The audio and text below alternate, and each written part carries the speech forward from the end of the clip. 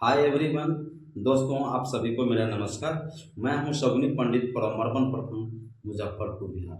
दोस्तों, आज के इस वीडियो में हम एक ऐसे इम्पोर्टेंट टॉपिक पर चर्चा करेंगे, बातें करेंगे, जो अक्सर लोग इस पर बातें नहीं करते, नज़रअंदाज कर देते हैं।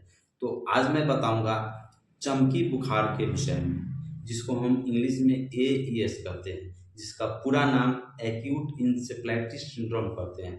हिंदी में उसको चमकी बुखार कहा जाता है। उसको आप दिमागी बुखार भी कह सकते हैं।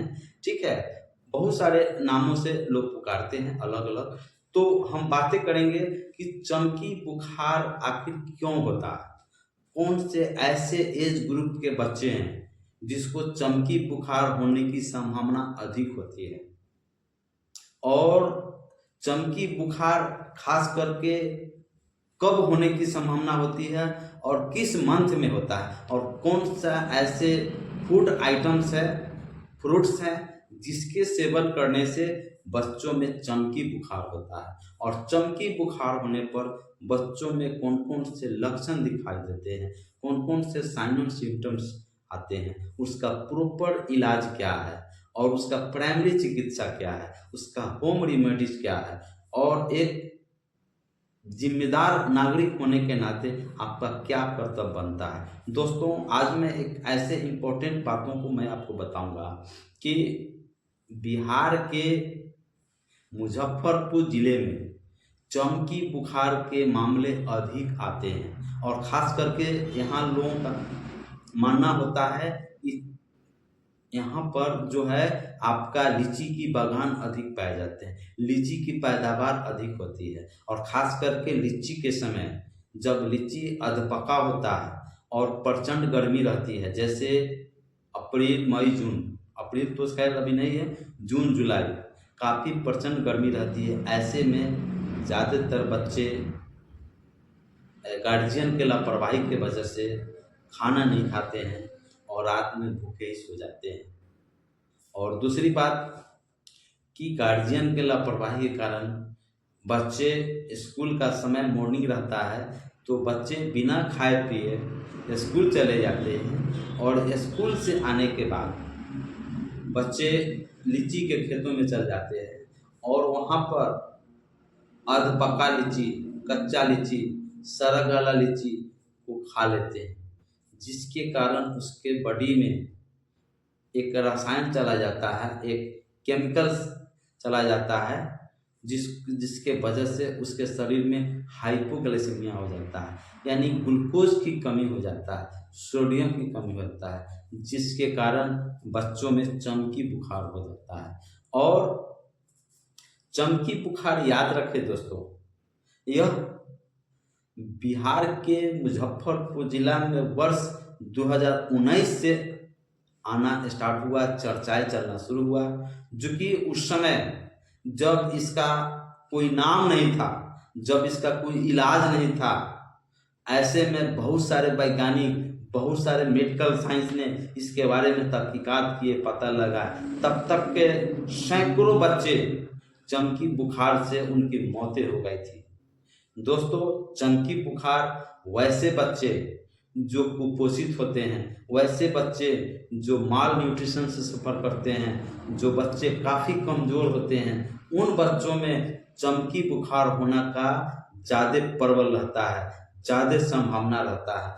और चमकी बुखार 1 साल से लेकर के आपको 10 साल के बीच में ग्रुप के बच्चों में होने की संभावना ज़्यादा होती है, जो बच्चे कमज़ोर होते हैं।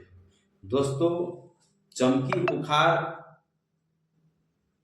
वैसे बच्चे जो बच्चों पर गार्जियन का नज़र नहीं रहता है, जो बच्चों को वह ध्यान नहीं देते हैं, और वह बच्चे लापरवाही के कारण कभी कभी वह दिन में जो लीची, चाहे अधपका कोई फ्रूट्स वगैरह खा लिए, लीची खा लिए, या खाना खाएं नहीं खाएं और सो गए, और रात में भी सो गए, वैसे बच्चों में ग्लूकोज की कमी हो जाती है, हाइपोग्लाइसेमिया हो जाता है, जिसके वजह से चमकी बुखार के लक्षण आ जाते हैं और चमकी बुखार हो जाता है। और चमकी बुखार के जो मामले हैं ज़्यादातर आपको रात के 1 बजे से लेकर के 5 बजे के बीच का, यानी भोरवा में ज़्यादातर बच्चे चमकी बुखार के मामले अधिक आते हैं।